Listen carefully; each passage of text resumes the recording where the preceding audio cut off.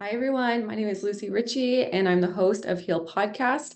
I'm very excited today because we are welcoming none other than Wendy Maltz. She is the well-known author of the book, The Sexual Healing Journey. And today she's here to talk to us about intimate connection after sexual trauma. So Wendy is an internationally recognized sex therapist, author, and speaker with more than 40 years of treating people with sex and intimacy concerns. Although we do discuss her book, The Sexual Healing Journey, she's written many books. She's also the author of The Porn Trap, which is the essential guide to overcoming problems caused by pornography. She's also the author of Private Thoughts, which is subtitled Exploring the Power of Women's Sexual Fantasies. She's currently retired from providing counseling services, but she does remain engaged in the field through her popular educational website, www.healthysex.com, which provides free articles, interviews, videos, and more to help people overcome sexual problems, and of course, to develop skills for love-based sexual intimacy.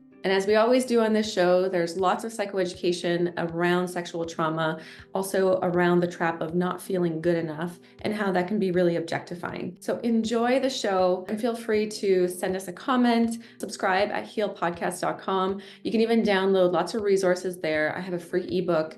Enjoy the show. I'm so excited to have Wendy Maltz here. She is the author of The Sexual Healing Journey, which is a guide for survivors of sexual abuse. I'm holding the third edition of the book, which when I bought it said it sold more than 175,000 copies. I'm sure it's increased a lot since then. How are you? I'm fine. Nice to see you again. Yes. Nice to see you too. We have such an important conversation. I'm really excited to dive in.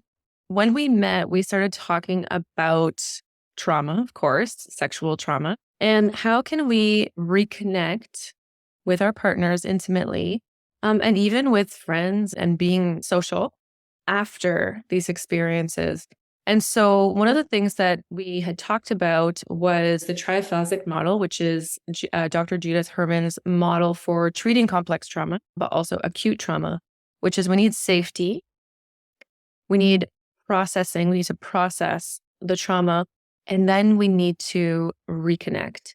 So reconnection is like a reconnection to ourselves, but also to others. And this particular phase is something that you're very familiar with and your work really lies in. So I was wondering if you can, first of all, tell us a little bit about yourself and how you got into this work in the first place. And then, we can just dive into some of that reconnection. Okay, well, I'm going to sound pretty old to a lot of people. I've been around for a while. I started work in the late 1970s and was involved with the women's movement back in the mid-70s as director of the Berkeley Women's Center. And at that time, we were doing Take Back the Night marches, which women would get out in the street and march for safety from sexual assault. And it was the first kind of awakening of that awareness that sexual assaults were going on. They've been going on forever, for generations. And the seriousness of the impact of that on people and how it can rob, especially women, of things like assertiveness, self-confidence, a feeling of being able to live in your body and be able to connect with someone else. So I became aware back then of the issues with sexual abuse. I am a survivor myself. And then I got fascinated with the field of sex therapy because it was so neat. It was like a behavioral approach. And it wasn't just talk therapy. In the past, I used to think you could just talk your way out of trauma, the impact of trauma, by sitting down, talking with a therapist, and just experiences in general in terms of intimacy. You could talk your way into better sexual relating. But the field of sex therapy developed a number of different neat exercises the primary ones are called Sensate Focus. And you can Google it and look it up. Masters and Johnson developed those. And they really involve things like massage and not relating sexually right away and dealing with sexual functioning issues real directly at first, but rather working your way up in steps, progressive steps that involve desensitization. I thought, wow, this is great. And when I became a therapist in the late 1970s, I developed a specialty in sex therapy. And lo and behold, when I started working with survivors, these sex therapy techniques had problems. And it was like, what is going on? How come this population is having such a struggle with it? And I realized that the techniques were too much, too soon, and too sexual. And there was a lot of developmental work. I know the NARM model has a strong emphasis on the human development and development of self component. And a lot of that was missing in terms of people feeling comfortable in their own bodies, comfortable with their sexuality, comfortable with speaking up about what their needs were in a sexual experience, and even knowing themselves what their needs were. So I ended up doing a lot of research in this area. My first book was Incest and Sexuality. It was such a groundbreaking book. It was a professional book more. And my son's second grade teacher asked me if I would come to the class and speak about what it's like to write a book. And I went, oh, what? That's a pretty heavy topic. And that's because my son, when he communicated to the teacher, she thought he had said insects and sexuality. Oh, okay. And then I was an insect specialist. So that's how crazy it was at the time. Yeah. And, unheard of to even talk about these issues openly. And so I ended up developing over the years that I practiced for 40 years, techniques that could help survivors to essentially modify sex therapy and do a progressive approach that would come before even getting physical in that recovery process. Because I realized that survivors had a different idea of what sex is. They had kind of combined sex and sexual abuse as one thing. So when they talked about sex, they didn't distinguish it from healthy sexuality. If sex abuse had become their idea of what sex is and what is expected of them. And that, of course, doesn't work, right? Who wants to do that for the rest of your life? Yeah. Yeah. It sort of, gets ingrained as associated with something that, is traumatic. And maybe I have to just get through, and instead of really take the time to be able to receive pleasure and explore what pleasure feels like. It's not, there's a word that in polyvagal theory, it's not accessible, because it's sometimes, yes, it's beautiful. It's something that we're drawn to, right? We want to have sex. It's part of, what our biology tells us to do. But then there's a lot of conflicts going on with the retuned nervous system, because after sexual abuse, the nervous system is retuned to anticipate threat. And especially now we're going right back to where that threat was. Of course, we're going to approach it with strategies to overcome it, like performing.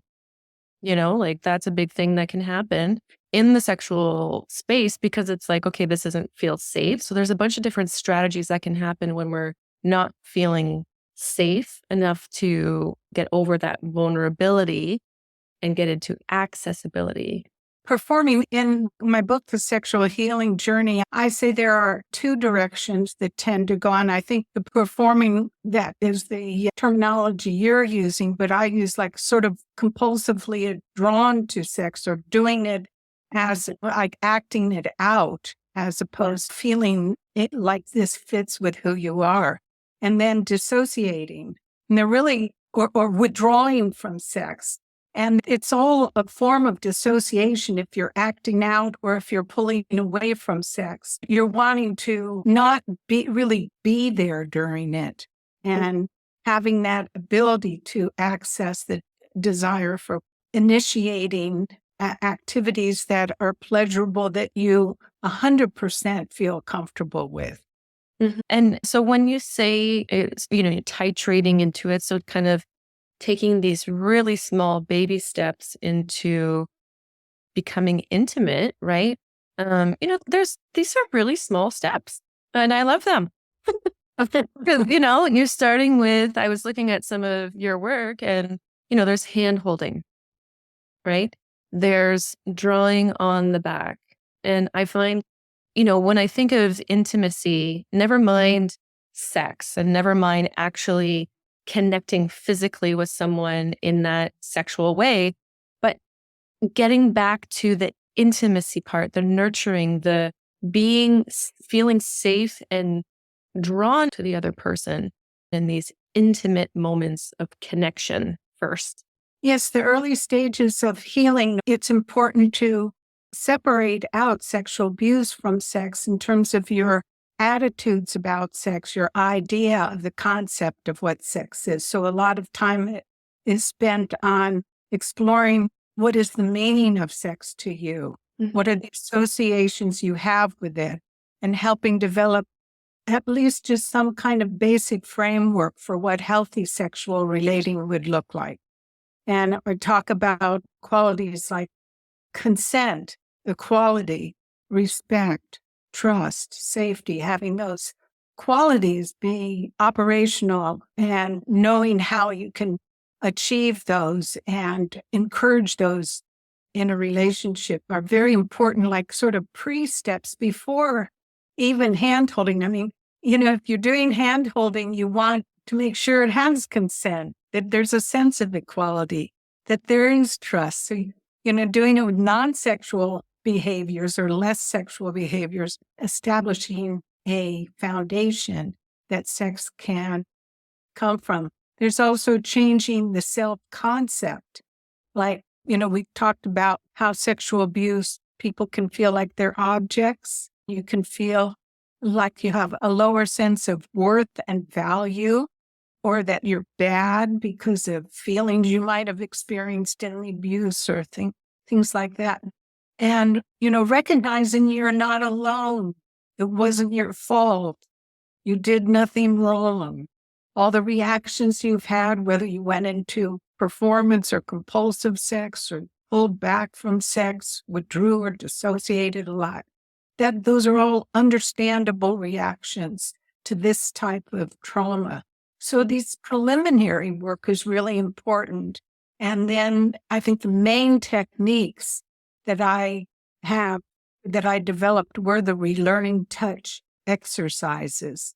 And those are described in the book. And you mentioned drawing on the back as one, and I know I gave you a handout to share with this audience. And I'll have that on the website at healpodcast.com for those who are listening. Yeah. And my website, healthysex.com, I have that whole video for relearning touch techniques for free you can watch. And it's not a sex video. It's showing these touch techniques in a very calm and respectful way and with clothes on. So that they move from exercises that can help you develop the ability to breathe, relax, communicate, and experience touch as a way to send and receive respectfful feelings and pleasure and love and have fun. So these are all basic skills. Like I said, traditional sex therapy involved sexual activity more, involved genitals right away, or not right away, but pretty much sooner. These techniques are sort of like pre-sensate focus exercises. It's that sense that you can learn how to approach sex differently, mind, body, and relationship.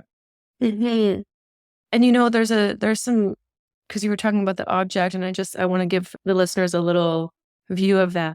So let's take a little bit of a look of how objectification can start, and it often starts in infancy. What we were discussing before doing this show, as infants, we're primed to expect the breast, expect to nuzzle our mother and see, our mother's face and laugh and giggle. And this is very intimate. This is, it's pleasure for the child. And it's something that they need and, are inherently deserving of when they're born.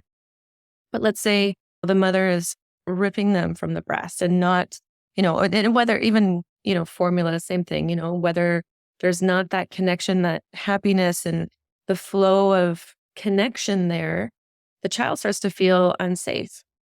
And over time, they start to relate to themselves like there's something wrong with me because I'm not getting my needs met. And so when we look at attachment theory and how the brain works, how we learn to relate to other people and how we learn to relate to ourselves, is that we learn how to be in connection based on what we learned from our first connection. And so if my connection with my parent, for example, deprived me of pleasure as a child, where I can learn what it's like to experience those intimate moments over and over and over again, if I was deprived from experiencing that, then it makes sense that later on I'm not going to be able to connect with intimacy while feeling safe. It's very threatening for an infant or a child to feel like they aren't getting their basic needs met. This makes them go into survival, which is something that's for another show. And so what a lot of people don't recognize is, that core belief of I'm not good enough, I don't feel worthy enough, almost like we feel inherently flawed. And if someone looks in our eyes for long enough, they might see just how flawed we really are and we're just sort of found out. Well, this could be where this comes from. Because if we don't have our basic human needs met, then that's the foundational piece. If I can't even receive the foundational piece of what it means to be human, then I'm lower than, which means I'm an object. It means I'm less than a human. I am an object. And therefore, I'm being objectified. And in turn, like Wendy's saying, is I may act out what that objectifying piece feels like for me. And I might act that out later on in life at an unconscious level. If our physiology is rooted in threat, it's going to influence narratives that support that physiology to help with defenses, to help the survivor defend themselves. And if this is happening a lot, there's like this closed loop of I feel threatened, I have a defense narrative, and I'm stuck in that. And so it's like you said, if then they're entering sex with an attitude of, this is familiar, this is probably scary, I feel objectified, I just want to leave. I just want to dissociate. Another thing is I might use the strategy of appeasing. I might perform, in other words. I may shut down, and shutting down can look like dissociation and really so appeasing, and I might surrender into the fact that this is scary. So it's this cycle, and what you're saying is that you titrate into the physiology, into the nervous system and I love what you said, that equality piece. I think that's so important. So you mentioned there's equality, trust, safety. Consent, respect, equality, trust, and safety. Yes, sexual abuse is a tremendous betrayal of human trust and affection. And certainly there were early experiences in infancy or childhood where there were other experiences of human neglect or betrayal or exploitation. Those can get reactivated and they can compound the experience of trauma and the need for dissociation and pulling back. And a lot of the healing involves reassociation, being able to feel comfortable in your own body. And so we take things slow in healing. And that's why there are these very simple relearning touch exercises and communication exercises where you can create foundations to build sexual relating on so that old automatic reactions and ways of checking out don't just get activated. But those reactions of dissociation in sexual abuse, their survival. Like I remember some of the things people told me. One woman said that when she was sexually abused, she looked up at the ceiling and saw a crack in the ceiling wall.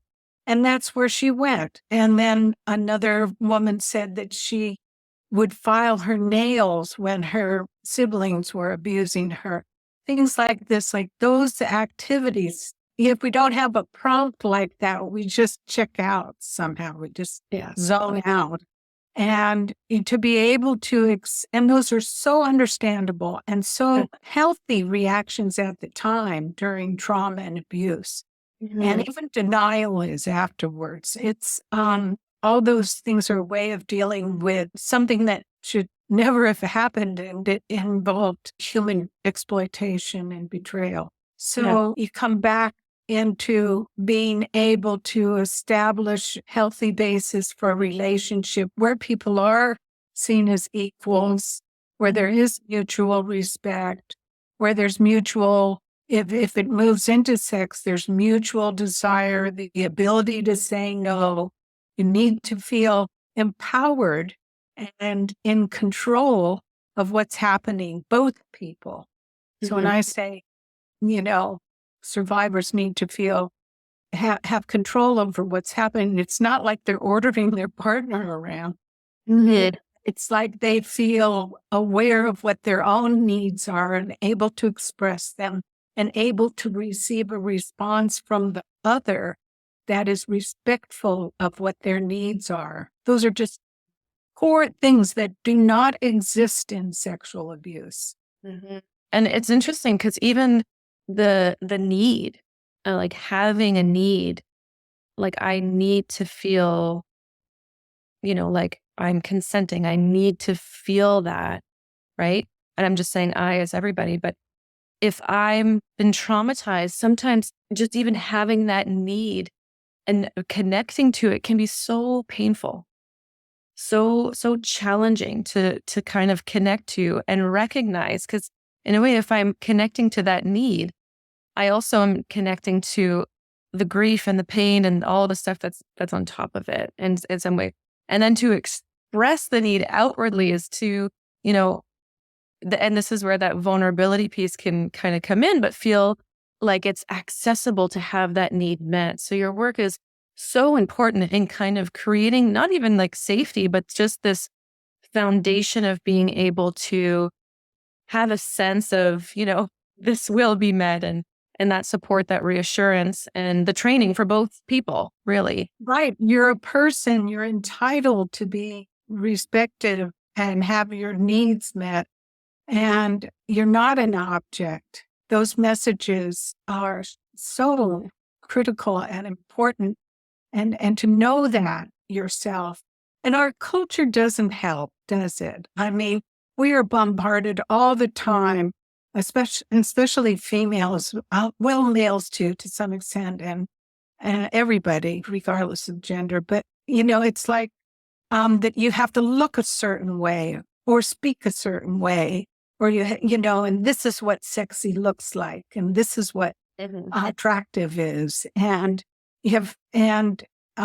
pornography, I think, has had, for the most part, it's had some effect on making people think that they have to act like what they see, and that's what sex is. But pornography is all often portrays, not all the time, but it often portrays people as objects, male domination or racial domination of one race over another, and making people be more turned into objects who are used, and you have to perform or act a certain way. And that's not what loving sex is about.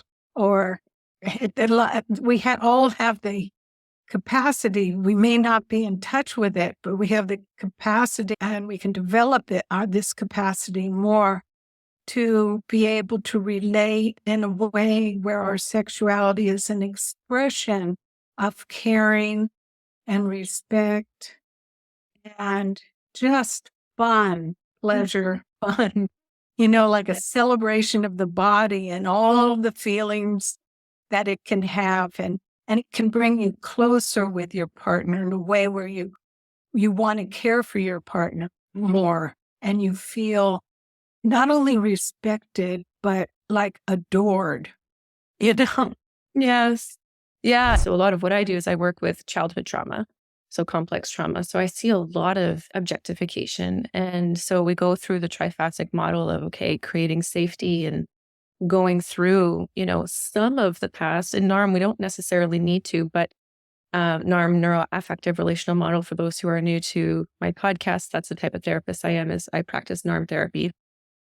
But in sexual abuse, there's the dissociation, right? A lot of just like when we look at dissociation, it's the BASC acronym. I maybe severed my behavior from consciousness. Maybe I severed my affect from consciousness. Maybe my sensations, my body sensations, I had to sever that during the events. And then, of course, the cognitive knowledge that this is happening to me. I have to kind of sway that away. That's dissociation. We're putting it in. All those emotions related to that, it's getting stored. We're in our safe place. The neural circuitries get created so that we can go into a psyche of shelter, a sheltered psyche. But through your practices, like this can shift. And I think the nervous system can shift, the brain can shift, and a new way of relating to ourselves as, being worthy and, being adored by our partner. And I've hung up on more as that equality piece, just because I think with sexual abuse, I feel like the survivor really didn't feel that piece at all. It's all about inequality. Sexual abuse is you don't have rights, you don't have voice, your body is just an object for the other to feel, who is using it to feel powerful or for whatever head trip they're on. And it doesn't have to do with you, but it's such an intimate injury. Our sexuality is a key aspect of who we are. It relates to how we feel about our bodies and those special parts of our bodies and sensation and the pleasure capacity. It's just so key. And it has to do with how powerful we feel in the world in general. One of the things that was such a delight in the work that I did was experiencing, having survivors tell me how much more confident they felt. Life in general, at work, in talking to a boss, in talking to a partner, in talking to family members, how stronger they felt and how much more they came to feel worthy. And I think one of the things that's so important is to take the shame that can often automatically come when you're sexually abused, and be able to push that back, put it back, give it to the perpetrator. That's where it belongs. I see it like a hot potato, our culture. Well, why did you wear such a short skirt? Well, you shouldn't have gone to that nightclub. Well, blah, blah, blah. And, there's the shame piece or things that the perpetrator said, and just say, no, that's your business. That's your karma. It's not mine. And you did this to me, but that's not who I am. And you bear the responsibility for what you did. And pulling yourself out from under the way you were disempowered, you don't have to buy into that. And so that feeling of finding your power, your confidence, your assertiveness, your ability to initiate and have pleasurable activities in your life, Yeah, I love that, because you're sort of going to the fourth stage that was recently added to the triphasic model. So there can't be called triphasic anymore. They'll change that. It's products of plastic or whatever. Yeah, triphasic. Yeah. So the fourth phase is an option, right? It's part of the beyond healing, but it's really the justice piece. What does that justice look like? It doesn't have to be, a court situation. It doesn't have to be that, but It can be, if it's a sibling or family member, it could be boundaries, cutting them out physically from your life, or maybe seeking a different type of justice. Some people use the word forgiveness, which I've done some research on that, and I love what I found, and I don't remember the woman's name. I think I have a PDF of hers, so if I find it, I will put it at healpodcast.com. But with forgiveness, what she talks about is that people feel they have to forgive the abuser in order to move on. And really, the way that this woman breaks it down is that she says, you're not really forgiving them for the acts. The acts are what you're not forgiving. You're forgiving them for being human. The acts, you can, seek justice, add a boundary, do those things. The relationship has changed based on the act that occurred. There's no way of going back to having that same trusting relationship with that person, unless, of course, they're going to do all that work and so forth and help themselves and really change. But when I talk about justice, tell me, how do you see that playing out with your clients? Yeah, well, I think it's important for people to be able to speak their truth about what happened to them and have that supported and validated by others. I mean, it's like wonderful if that happens with family members, if the abuse happened and involved family members, but even if it didn't involve family members directly, to have that validation from the family can be really helpful. So many times survivors are blamed or told that it didn't really happen, you're making this up, or things like that. And they get horrible reactions. So many times in therapy, and especially in group work, can be wonderful with other survivors and other types of therapy groups where you get that validation. But speaking your truth and being able to express your anger about it, they had no right to treat you like this, Mm-hmm. You were entitled to safety. You were entitled to walk wherever you want, whenever you want, not being sexually abused or be in a family situation and spend the night somewhere and not be sexually abused. And sexual abuse is a horrible problem in our culture. And it's in our media. It's like something that contaminates relationships and society, and to realize that you didn't deserve this. So justice is, it's ideal when the perpetrators experience some consequences, but unfortunately our legal system, our police enforcement systems, and, oftentimes perpetrators get away with it. It's horrible. But even when they are taken into custody and tried and even sent to jail, it doesn't undo what happened, So there's justice. Maybe even they're paying for the survivor's therapy. That can be nice. That can be helpful. Certainly doesn't seem fair that a survivor should have to pay for it, does it? When this was something done to them. But I think there's a sense that to be able to not carry the shame or the blame of what happened. And, Yvonne Dolan was a therapist in my generation who wrote books on resolving sexual abuse. And she was a friend. She used to say, living well is the best revenge. It's like, put your energy. I've found this personally to be what works. Putting my energy into just creating a really good life, finding really healthy people to relate to who do share the values that I honor, that I think are important for people to live healthy lives. Move it forward, Yeah. The perpetrators got their issues. They have to deal with it. You're probably not going to get the kind of justice, when you have it. I've had situations where I did sessions where the perpetrator and the survivor were in the same room, and the survivor could share his or her feelings and how they were violated, and the perpetrator said, I'm sorry.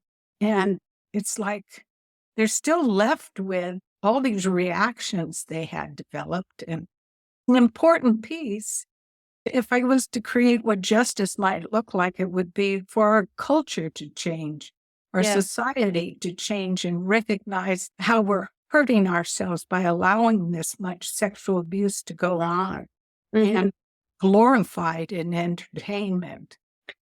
Yeah. Yeah. I definitely echo all of that. And that's too, actually, Herman talks about that with society. It's a huge role. The change is there. So I think you're onto something right there to say that society has to step in and do something. The other piece, ever interesting, first of all, to be sitting in a room with the perpetrator. Like, I can't. Oh, yeah. Well, perpetrators, actually, they're really wounded. They're so wounded themselves and confused, and they're searching for power, and they're following these patterns that they see that they think, means you're powerful and stuff. And when they get to the point when they are incarcerated or, get the label of a sex offender, or when they grow up and they get older and they have their own children, or their own relationships, then they look back on what they did to a sibling, let's say, years ago. They feel horrible. So, but they have their own healing to do. Sure. And, but it's okay to separate from them. It's okay to separate, and it's okay to separate yourself from members of the family who are not supportive. And a lot of the questions that I come across, just, with different people that I'm meeting with, is, how can we let go of what we can't control? What practices can I do? And it is like you're saying, this like self-love, doing the antidote instead of shaming ourselves, like starting to love ourselves, right? Instead of hearing that critic, it's having compassion for the critic, because that critic once upon a time is trying to keep us safe. So it's really doing the work to love ourselves and letting go of the narrative and the idea, as you say too, like I love that, the attitude towards certain things that really was an attitude that belongs to the past. That was then. This is now. This is my now. I know I can't change this, but what is it that I can do to let go of the tie and the connection that I had with this, so I can start to check things out in another way, in a more, in NARM, call it adult consciousness. So being in my more authentic self versus the self that is in the pain. And it's not to say we're shaming that part. We're actually having a lot of compassion for that pain self, because that pain self developed so many strategies to survive and so many ideas. And, they had to. That's what we all had to do when we had to survive. And so coming into adult consciousness is recognizing all that with compassion and letting go of a lot of the narratives. It's a depth-oriented shift. People use the term reparenting yourself. And it is all about self-compassion. It's saying to that person that you were back when the abuse happened, I'm so sorry this happened to you, to us. Yeah. We didn't deserve it. And you did the best you could to deal with it. And you have options now. You have powers now you didn't feel you didn't have back then. And that was the powerlessness and the helplessness were understandable then. You do have ways to move out of that. You have support services, you have resources, you can become educated in so many ways about how to calm yourself, what the basic skills are for healthy relationships, for healthy self-care. You can even change your nervous system through things like yoga, tai chi, dance, music, breath work. You move in a new direction, but you always have that tender love and caring for that part who suffered abuse in ignorance often. and in powerlessness. And you don't ever abandon that part. When I was a young therapist, I did a lot of Gestalt work, which is a technique where you actually have two chairs and you say, okay, sit in this chair and be the part of you that was abused. And then sit in this chair and be who you are now and create a conversation. And people would get up and switch chairs and talk to themselves. And so many feelings came up and so much deep processing and, crying and weeping for the loss and then sadness about what occurred. A lot of people get stuck in the anger, but and they turn the anger on themselves, but it's not your fault. Wasn't there a movie, Good Will Hunting? Yes. Wasn't that the key scene? The therapist said something about, it's not your fault. And you see Damon, what's his Matt name? Damon. And, he comes to this awareness like, wow, it wasn't my fault. Yeah. Like I think he had to hear it like 3 times and then it hit and it was like, Whoa. yeah. And it's getting to that place. When you get to that core place, then you can walk hand in hand with yourself. It is compassion. You can give it to yourself if you weren't given it in the past. It's a wonderful feeling of strength and empowerment and freedom and joy with healing. It's very much worth going through it and giving up negative behaviors or self-harm behaviors. We're only here once, right? Yeah, I'm more aware of that the older I get. Yeah. There's one life, and so might as well just do everything you can, especially when you're young, to move beyond the past, not by shoving it down or trying to act as if it didn't happen, but by going into it and doing all the heavy work of processing through it. Yeah. And before we end, you know what I want to add actually, because, you're living proof of this too, because I know you go to Zumba. You don't just feel you're thriving. I danced this morning. All right. There you go. I biked yesterday, danced today. I went on a walk in the forest. Yeah, and the thing that I feel there's a lot of pathology around is that and this goes to kind of society and also those listening to kind of, if you're a survivor, I want you to know this, whatever kind of trauma that you've gone into, whoever's listening, right? Is that trauma, yes, it changes so much. It changes our physiology. It changes how we relate to things. It's the neurobiology of trauma is something definitely to read and understand, because that's how we can, number one, depathologize. So make people understand why it's not their fault. And they can see all the changes that happen in the brain and nervous system.